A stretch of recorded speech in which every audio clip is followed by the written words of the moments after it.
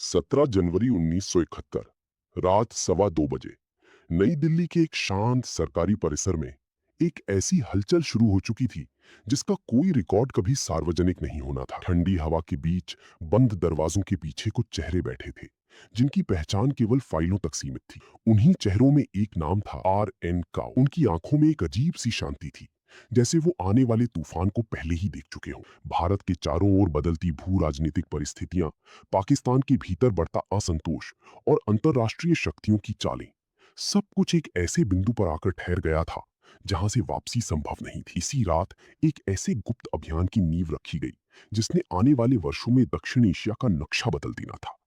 इस ऑपरेशन का कोई आधिकारिक नाम नहीं था, लेकिन इसके हर कदम में एक अदृश्य हस्ताक्षर था। Research and analysis wing. सीमाओं के पार पूर्वी पाकिस्तान में असंतोष धीरे धीरे विद्रोह में बदल रहा था, लेकिन ये विद्रोह अपने आप इतना शक्तिशाली नहीं था कि एक राष्ट्र को जन्म दे सके।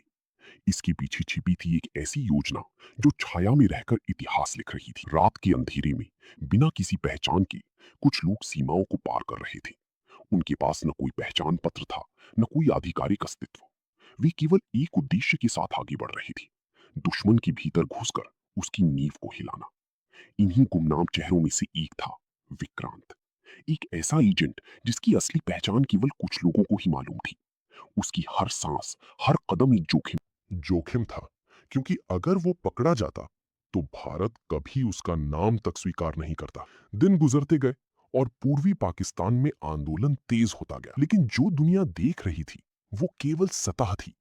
असली खेल परछाइयों में चल रहा था। हथियारों की आपूर्ति, खुफिया सूचनाओं का आदान प्रदान और रणनीतिक मार्गदर्शन, ये सब कुछ इतनी सफाई से हो रहा था कि किसी को शक तक नहीं हुआ। इस पूरी प्रक्रिया के पीछे एक ठंडी, सटीक और गणनात्मक सोच काम कर रही थी। 25 मार्च 1971 ढाका की रात खून और आग में बदल चुकी थी। पाकिस्तान की सेना ने ऑपरेशन सर्च लाइट शुरू कर दिया था। सड़कों पर चीखें गूंज रही थीं और हर तरफ अराजकता फैल चुकी थी। लेकिन इसी अराजकता के बीच एक और ऑपरेशन चुपचाप आगे बढ़ रहा था।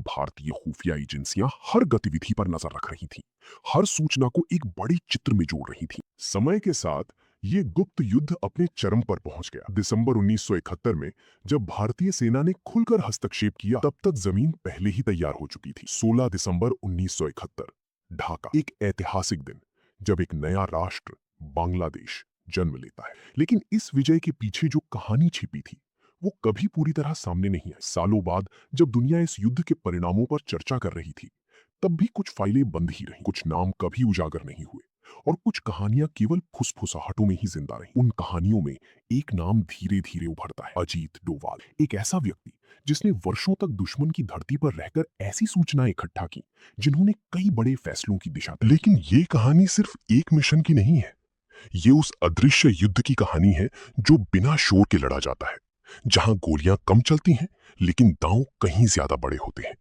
जहां जीत का कोई जश्न नहीं होता और हार का कोई शोक नहीं मनाया जाता। आज भी जब दुनिया बदल रही है और नए खतरे उभर रहे हैं, तब भी कहीं ना कहीं उसी अंधेरे में कुछ लोग काम कर रहे हैं, बिना किसी पहचान के, बिना किसी श्रेय के। उनकी हर सफलता इतिहास में दर्ज नहीं होती, लेकिन उनकी हर असफलता एक खतरा बन सकती है।